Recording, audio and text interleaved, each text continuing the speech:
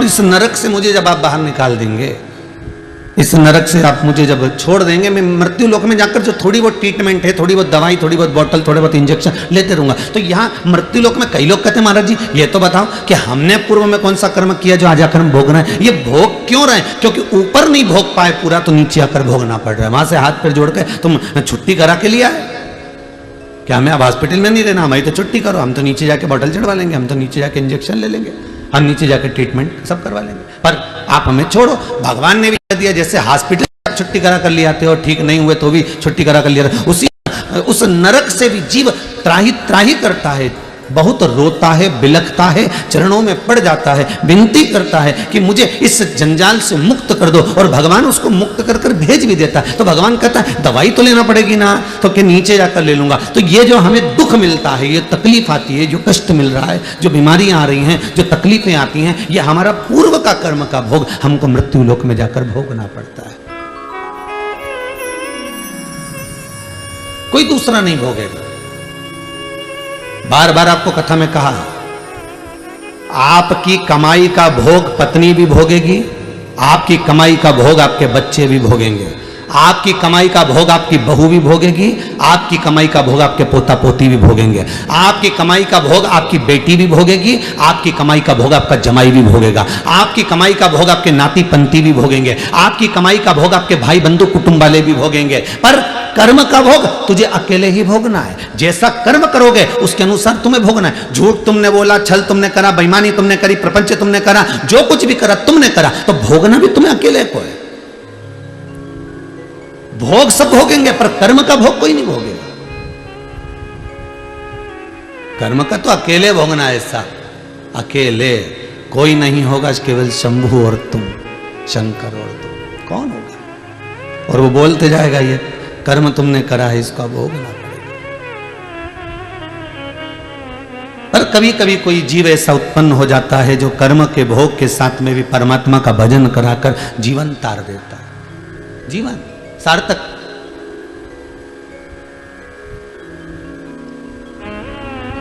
ये जो आनंद की अनुभूति है, ये यही सुख देती है, ये दूसरा कोई सुख नहीं है। आज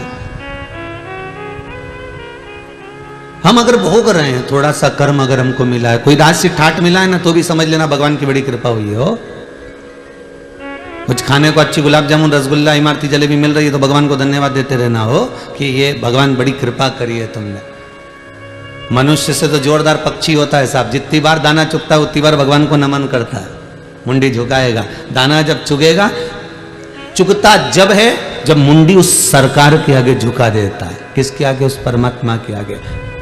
मनुष्य से अच्छा तो पक्षी है जो जब जब दाना चुगता है, चुगने से पहले अपनी मुंडी को झुकाता है कि परमात्मा तुझे धन्यवाद है जो मुझे खाने के लिए एक दाना तो दिया है तुमने, एक दाना मुझे दिया। वो पक्षी बार बार जितनी बार दाना उठाता है उतनी बार मुंडी झुकाता है, अपनी गर्दन को, अपने मुख को, अपने शीश को झुका देता है। उस दाने को उठाने के लिए नहीं झुकाता, वो परमात्मा को धन्यवाद देने के लिए झुकाता है कि तेरी कृपा से मुझे ये दाना खाने को मिल रहा है। अब ये तो पक्षी हुआ कि जब जब खाता है तब तब वो अपनी चोंच को, अपनी मुंडी को, अपने गले को, अपने शीश को बार बार झुका रहा है, परमात्मा को बार बार धन्यवाद दे रहा है। वो परमात्मा के आगे मस्तक को बार बार झुका रहा है, बार बार प्रणाम कर रहा है कि तेरे बल पर मुझे एक दाना खाने को मिला, तेरे बल पर मुझे ये दाना खाने को मिल रहा है। जितनी बार पक्षी शीश झुकाता है उतनी बार मेरे बाबा विश्वनाथ को, मेरे शंभू को, मेरे ओघड़ी को, मेरे त्रिकालदर्शी, मेरे कैलाशी, मेरे अविनाशी, मेरे कुबेर भंडारी को बार बार धन्यवाद देता है। और एक इंसान दिन भर खाता है पर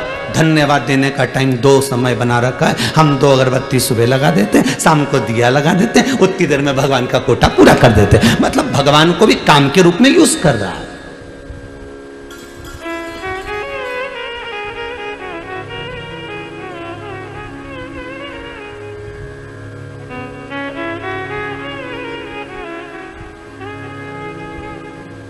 महाराज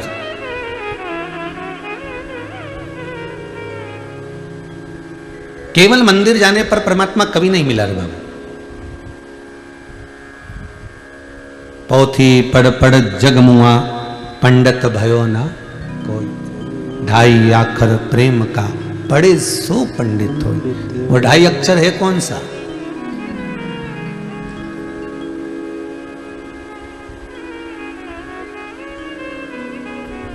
कौन सा है वो ढाई अक्षर प्रेम का जो पढ़कर जीव परमात्मा का हो सकता है? और वो ढाई अक्षर कोई दूसरा नहीं, वो ढाई अक्षर केवल आपके हृदय का मन चित्त वृत्ति को किसी भूखे के भोजन में, किसी प्यासे के पानी में, किसी पथिक के पवन में, राहगीर की सेवा में लगा देने पर ही परमात्मा प्रसन्न हो जाता है। कहते हैं आप मंदिर में जाकर अगरबत्ती नहीं लगा सकते, धूप बत्ती नहीं लगा सकते, दिया नहीं जला सकते, बेलपत्र नहीं चढ़ा सकते, पानी नहीं चढ़ा सकते, चंदन नहीं लगा सकते, पुष्प नहीं लगा सकते, पुष्प नहीं चढ़ा सकते, आप भगवान को जल नहीं चढ़ा सकते, भले मत चढ़ाओ। मेरा शंकर कभी आपसे कहने के लिए नहीं आएगा कि तूने ये नहीं करा।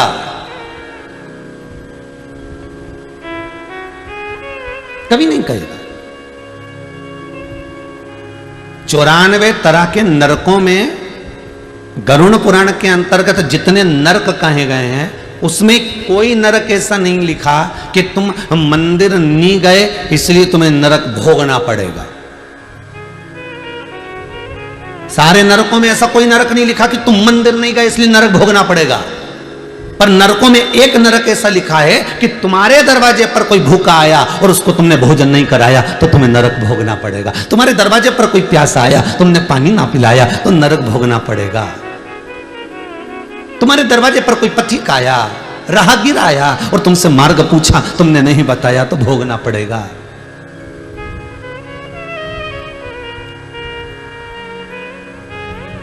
तुम्हारे दरवाजे पर गौ माता आई, एक रोटी ना दे पाए, दरवाजे पर रात भर कुत्ता भौंकता रहा, तुम्हारी चौकीदारी करता रहा क्योंकि उसको एक रोटी इस दरवाजे से मिलती थी और वो नहीं दे पाए तो नरक भोगना पड़ेगा।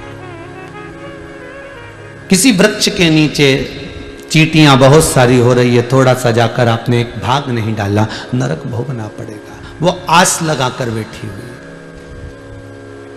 बहुत अरमान लेकर बैठी हुई, उसके बाद भी हम उसको कुछ ना दे पाए। गरुड़ पुराण में ये नहीं लिखा कि आप मंदिर नहीं जाओगे तो नरक भोगना पड़ेगा। गरुड़ पुराण कहती है कि किसी पथिक को, किसी राहगीर को, किसी भूखे को, किसी प्यासे को, किसी अन्य को जिसको जरूरत है उसको नहीं दे पाए तो भी नरक का गाना, तो भी नरक है।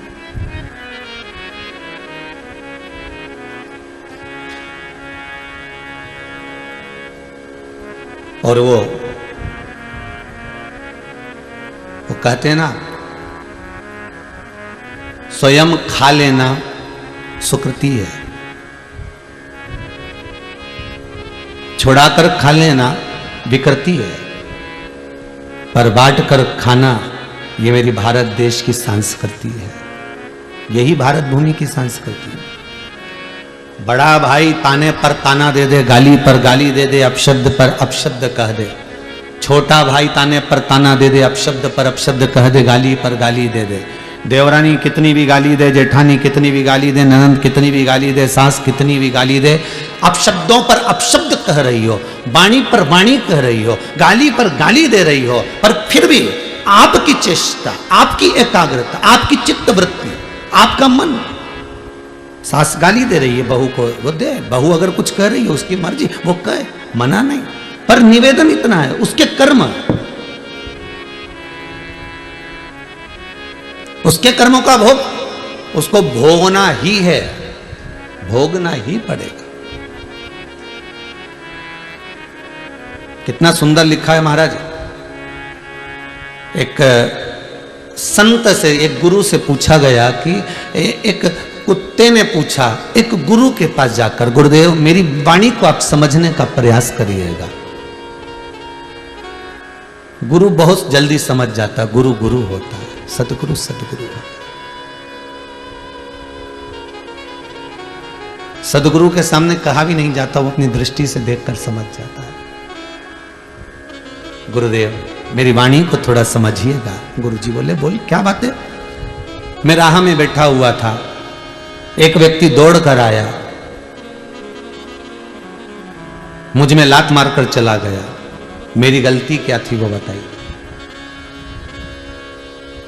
कभी कभी आपके साथ में भी हुआ होगा, कुत्ता बीच में बैठा होगा या कुत्ते का बच्चा बीच में बैठा होगा और आप जाते जाते उसको लात मार दी है, आप जाते जाते उसको कुछ कर दिए हैं और उसको डंडे से मार दिया, पत्थर मार दिया, लात मार दिया, मान लो आपने कुछ कर दिया है उसके लिए, तो वो कुत्ता गुरु से पूछ रहा है मैंने गलती क्या करी है वो बता। तो कुत्ता कहता है कि मेरी गलती गिनाई जाए, तो गुरु कहते हैं गलती तेरी इस जन्म की नहीं है। हमको लगता है कि हम मनुष्य की देह धारण करें इसलिए हमको दुख ज्यादा भोगना पड़ रहा है।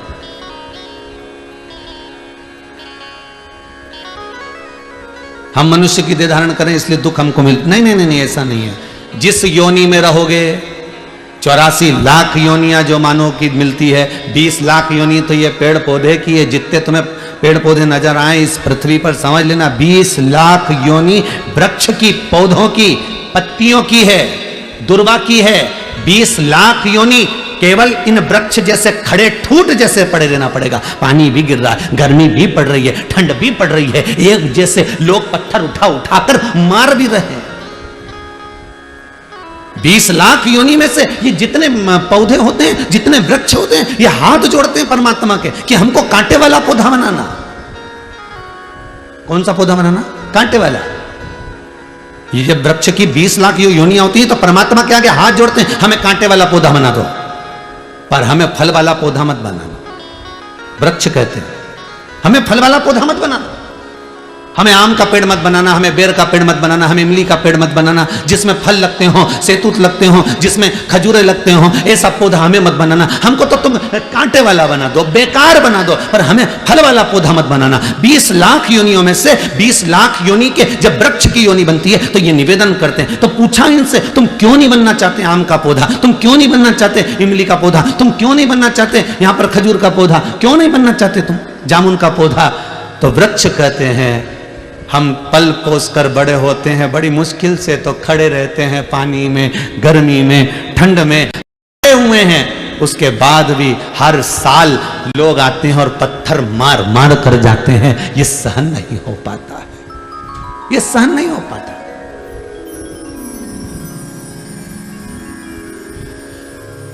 आप में से जितने लोग कथा सुन रहे हैं आस्था चैनल पर, पूरे विश्व में जितने लोग मोबाइल पर कथा सुन रहे हैं, फेसबुक और यूट्यूब पर, इनसे निवेदन करूंगा, यदि आपने अपने घर में, परिवार में, कुटुंब में, कबीले में, रिश्तों में, नातों में कहीं ना कहीं गरुड़ पुराण की कथा सुनी होगी तो उसमें पंडित जी ने बताया होगा कि आम का पेड़, जामुन का वृक्ष, खजूरे का वृक्ष, फलदार वृक्ष कब बनता है व्यक्ति? ये गरुड़ पुराण के अंतर्गत लिखा हुआ है कि व्यक्ति ये वृक्ष चौराहे पर, रोड पर, किनारे पर केरी का, आम का, बेर का, इमली का ये पेड़ क्यों बनता है? तो उस गरुड़ पुराण के अंतर्गत लिखा है जो मानव का शरीर धारण कर कर, मनुष्य की देह धारण कर कर, मनुष्य का शरीर पाने के बाद भी अपने ही रिश्तेदारों को दिन भर गालियां देता है, चाहे बहू को दे, चाहे सास को दे, चाहे ननद को दे, देवरानी को दे, जिठानी को दे, भाई को दे, कुटुंब को दे, कबीले को दे, जो इतनी गालियां पर गालियां अंबानियां बौछार करता है, वही मरने के बाद ये फलदार वृक्ष बनता है। और लोग जैसे ये रुक रुक के गाली बकती है ना, रोज तो नहीं बकती, इसको कोई पागल कुत्ता तो नहीं काटा कि ये रोज गाली बकेगा, ये रोज गाली बकेगी, ये रुक रुक के बकती है। 6 महीने में, 3 महीने में, 4 महीने में, 8 महीने में, साल भर में, ऐसे लोग गालियां देते हैं। उसी तरह साल साल भर में इसमें भी फल लगते हैं और लोग दे पत्थर मारते हैं, इसने गाली दी, इसको दिया पत्थर।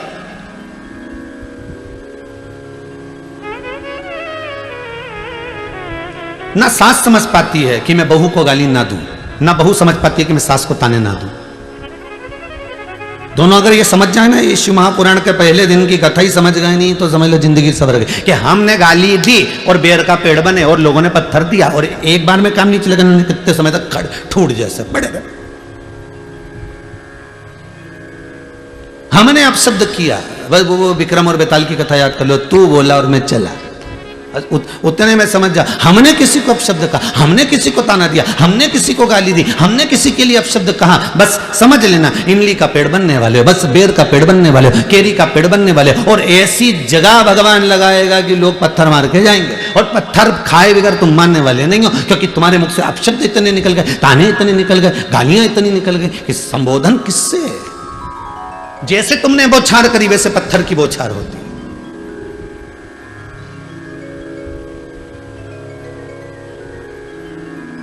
इसीलिए शास्त्र कहता है भजन में जो सुख है वो सुख किसी दूसरी चीज में नहीं, दूसरी चीज में।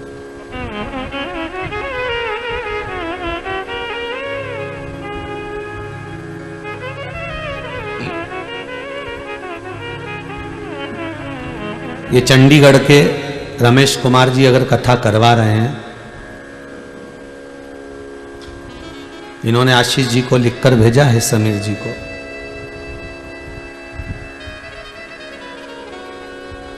एक बेटा इनका मोहित गर्ग डॉक्टर है और कनाडा में है।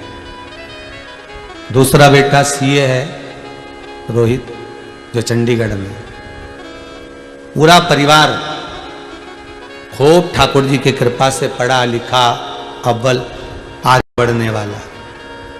तो हमने आशीष जी से पूछा कि ये बताओ कि फिर ये कथा किसके लिए करा रहे हैं, तो क्या अपने माता पिता क्यों करा रहे हैं? कथा इतने दिन को मिल कैसे गई? नहीं गुरुजी, कथा पुरानी है पर बीच में गड़बड़ हो रही थी, कथा इनको नहीं मिल पा रही थी, तो इन्होंने फिर पशुपति नाथ का व्रत किया, केवल कथा को पाने के लिए, किसी दूसरी चीज के लिए नहीं।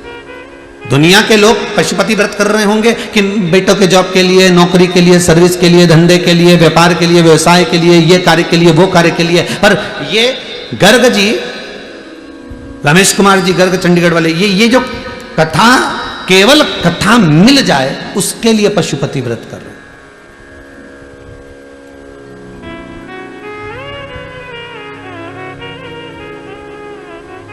और देखिए कैलाश मानसरोवर की इन्होंने यात्रा करी तो भी वहां विनती करके आए, एक बार बस बाबा कृपा करना, एक बार कृपा ऐसी हो जाए कि बस शिव महापुराण की कथा का रस तत्व मिल जाए। कुछ मांगना नहीं है, मांगा किसको है? परमात्मा। मांगा किसको है? केवल परमात्मा को। और वो परमात्मा का चरणारविंद का अगर सुख मिल गया तो जीवन में कोई दूसरे सुख की जरूरत ही नहीं। मिलता है सच्चा सुख केवल भोलेनाथ तुम्हारे चरणों में, शंभुनाथ तुम्हारे चरणों में। वो जीवन का सुख मिल जाए बस, बहुत उतना। वो सुख सर्वप्रथम। आप अपशब्द कह दोगे, कह थोड़ी देर के लिए आपने अपशब्द कह दिया, थोड़ी देर के लिए आपके मुख से अपशब्द निकल गया, थोड़ी देर के लिए आपके मुख से गाली निकल गई, थोड़ी देर के लिए आपके मुख से ताने निकल गए, थोड़ी देर के लिए आपने किसी का दिल दुखा दिया, पर उतना याद जरूर रखना कि बेर का पेड़ जब जब यहां से जाओ ना, जब जब कहीं निकल के जाओ ना, तो बेर का पेड़ मिल जाए तो समझ लेना ये भी वही है, अपने रिश्तेदार। इन्हें खूब गाली बकी ने बापड़ा बेचारा पेड़ बन के खड़ा हो गया। जब तुम इमली का पेड़ देखो तो तुम्हारे मुख पे आ जाना चाहिए ये इमली का पेड़ नहीं, ये कोई बेचारा है जिसने खूब गाली बकी ने इमली का पेड़ बन गया। जब तुम खजूर का पेड़ देखो तो समझ जाना इसने खूब गाली, जब तुम जामुन का पेड़ देखो तो समझ जाना इसने खूब गाली बकी। अर्थात इसको पत्थर जो मिल रहे हैं ये उसी के फल मिल रहे हैं जो इसने करा है।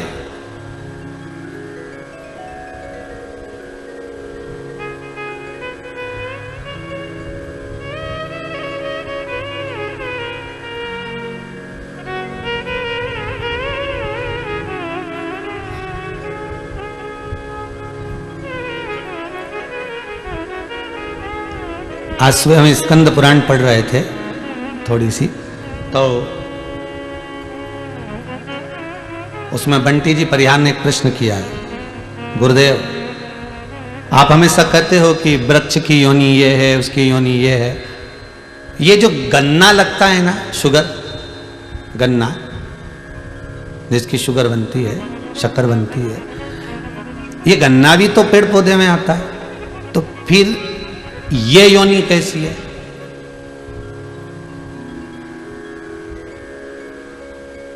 तो देखिए भैया, जितने लोग टीवी के सामने बैठो बड़े ध्यान दीजिएगा कि गन्ने की भी तो योनि हुई ना, फिर ये योनि कैसी? आपने दुर्वा की कही, आपने तुलसी की कही, आपने बड़ की कही, आपने पीपल की कही, सब कुछ। तो ये जो गन्ना है जिसको लोग जूस निकाल कर पीते हैं, गन्ने का रस पीते हैं, इसकी योनि क्या? इसका भी वर्णन मिलेगा भविष्य पुराण में, स्मरण करिएगा थोड़ा सा, जहां नरकों का कथन लिखा है उसमें आपको मिल जाएगा। ये जो गन्ना है ये कोई साधारण नहीं है। ये कौन सी योनि है? तो कहा जो व्यक्ति किसी साधारण व्यक्ति को, साधारण व्यक्ति को, कई लोग होते हैं भैया हमको जरा 1000 रुपए की जरूरत है, दोगे क्या? अब दोस्त है, बहुत प्रेमी, बहुत स्नेही, जरा 50,000 दोगे क्या? हमको जरूरत है। जरा 15,000 दोगे क्या? हमको जरूरत है। बस मैं लौटा दूंगा। और प्रेम में रिश्तेदारी बनाकर, नातेदारी बनाकर, कुटुंब बनाकर, अपना बनाकर, अपना प्रेमी बनाकर, अपने स्नेही बनाकर, अपने सगे बनकर, अपने प्रेम की वाणी में जोड़कर, इतने मीठे मीठे बोलकर, इतने मीठे बोलकर उससे थोड़ा थोड़ा पैसा निकाल लिया, चुरा लिया, ले लिया। अब लेकर रख तो लिया पर दे नहीं पा रहे हो। बस वही व्यक्ति की योनि जो 20 लाख योनि वृक्ष की है, उसमें गन्ने की योनि उसी की बनती है। जैसे तूने मीठा बनकर उससे निचोड़ा था, अपने पास रख लिया, तू भी मीठा बनकर ऐसे ही निचोड़ा जाएगा। और गन्ने को इतना मीठा बना दिया, इतना मीठा बना दिया कि वो गन्ने की रस वाले की दुकान पे गया ने उसको वो मशीन में फिर दिया गया ने सारा रस निचोड़ा गया, सारा रस निचोड़ लिया।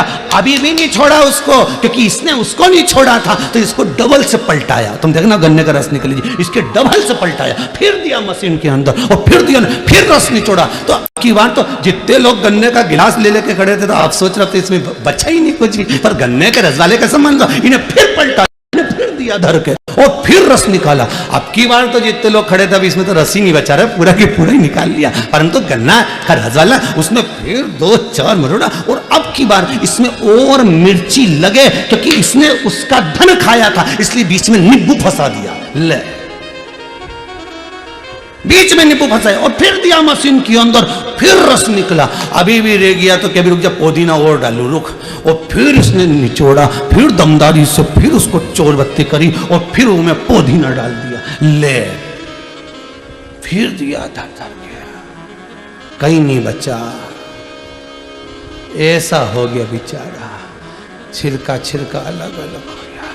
फिर उठा के उसने ठेले के,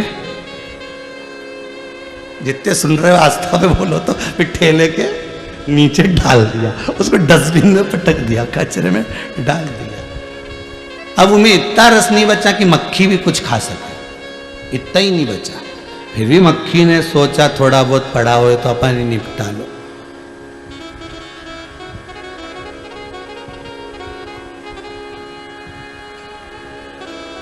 अब कहा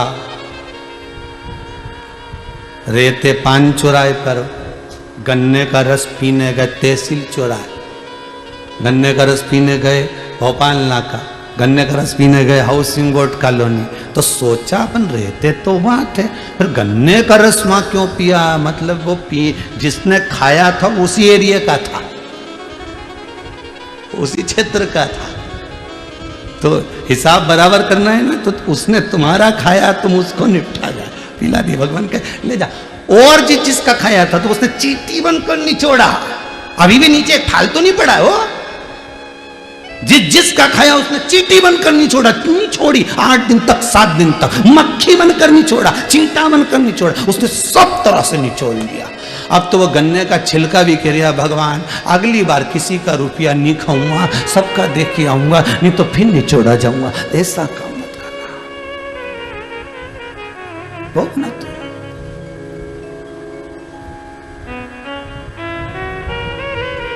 मान लो किसी का ले भी लिया है तो हाथ जोड़कर कहना, साहब उस शंकर से कहना, शंभो से कहना, मेरे ओ घड़ी मेरे विश्वनाथ मेरे शंभो से कहना, मरना मारना है, मेरे को मरना है, प्राण छूटना है, संसार में जो आया है वो मरेगा, पर निवेदन इतना सा है, जब तक मैं किसी का चुका ना दूं तब तक उठाना मती नाक, मेरे को गन्ना नहीं बनना है। भगवान से कहना, मुझे ऐसा।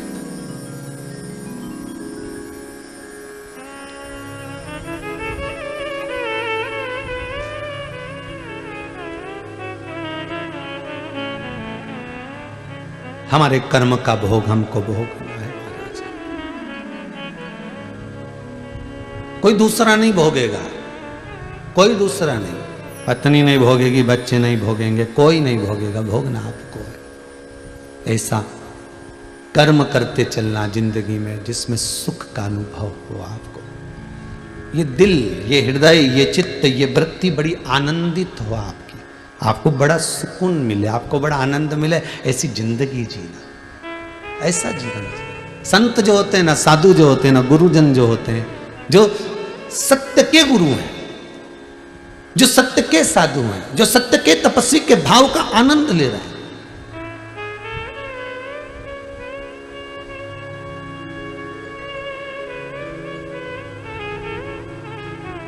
जो सतगुरु होता है वो होता ही अलमस्त, उसको किसी से मतलब नहीं होता साहब, वो अपनी जिंदगी मस्त जीता है।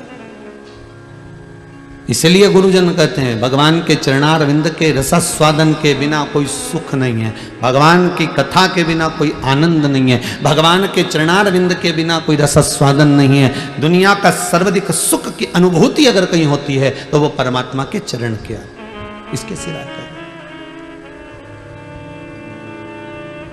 मिलता है सच्चा सुख केवल भोलेनाथ तुम्हारे चरणों में, शंभुनाथ तुम्हारे चरणों में। यह विनती है पल पल छिन छिन रहे ध्यान तुम्हारे चरणों में, रहे ध्यान तुम्हारे चरणों। चाहे कांटों पर मुझे चलना हो, चाहे छोड़ के देश निकलना हो, चाहे कांटों पर मुझे चलना हो, चाहे देश निकलना हो, चाहे कांटों पर मुझे चलना हो, चाहे छोड़ के देश निकलना हो, चाहे कांटों पर मुझे चलना हो, चाहे छोड़ के देश निकलना हो, पर मन नहीं डगमग मेरा हो, पर मन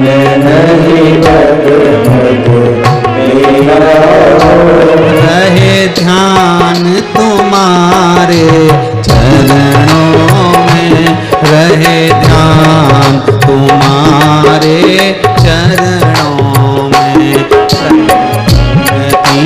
है पल पल छिन छिन यही विनती है, पल पल छिन छिन रहे ध्यान तुम्हारे चरणों में, रहे ध्यान तुम्हारे चरणों में।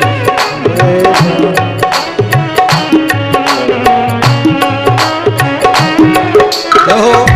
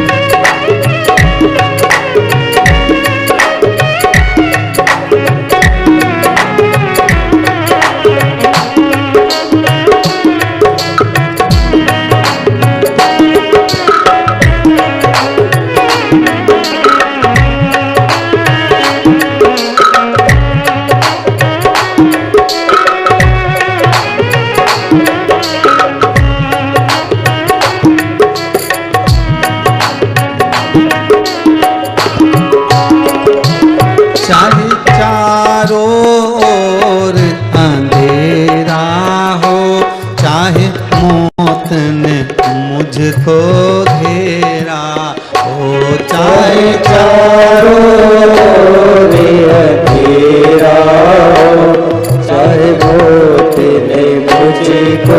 घेरा, चाहे चारों ओर अंधेरा हो, चाहे मौत ने मुझको घेरा हो, चाहे चारों ओर अंधेरा हो, चाहे मौत ने मुझको घेरा हो, पर मन नहीं डगमग मेरा हो, पर मन नहीं डगमग मेरा हो, रहे ध्यान तुम्हारे चरणों में, रहे ध्यान तुम्हारे चरणों में, मिलता है सच्चा सुख केवल भगवान तुम्हारे चरणों में,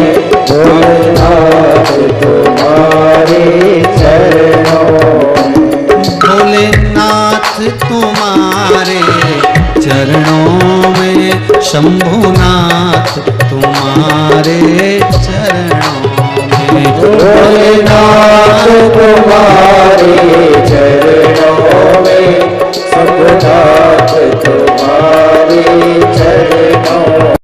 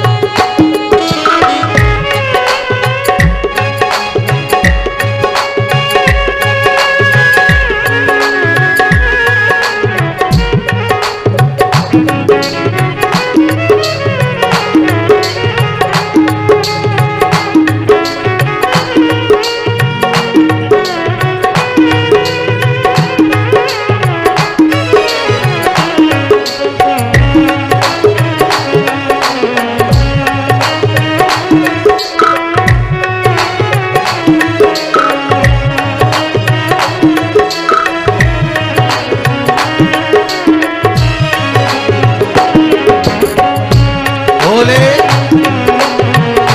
हर भोले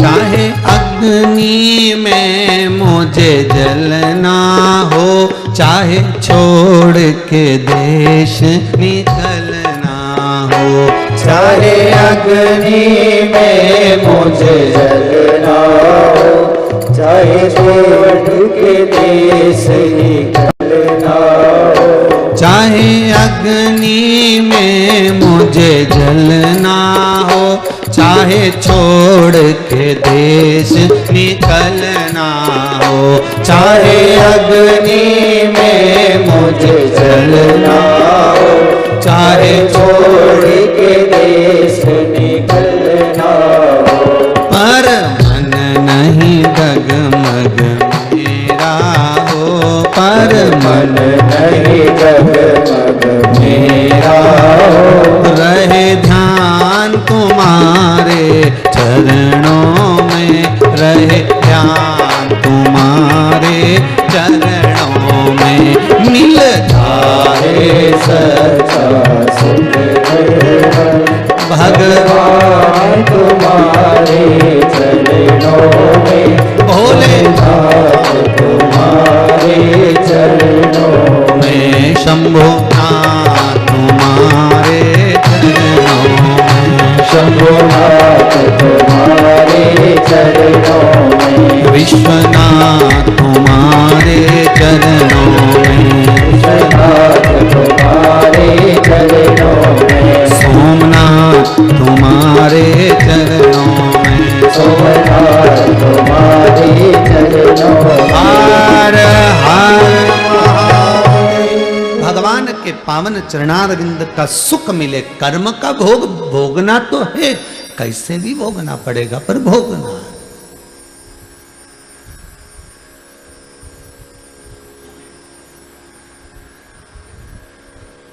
एक वृक्ष को कभी भी उसके पत्ती के नाम से नहीं जानते। जानते हैं क्या? जानेंगे तो क्या कहेंगे?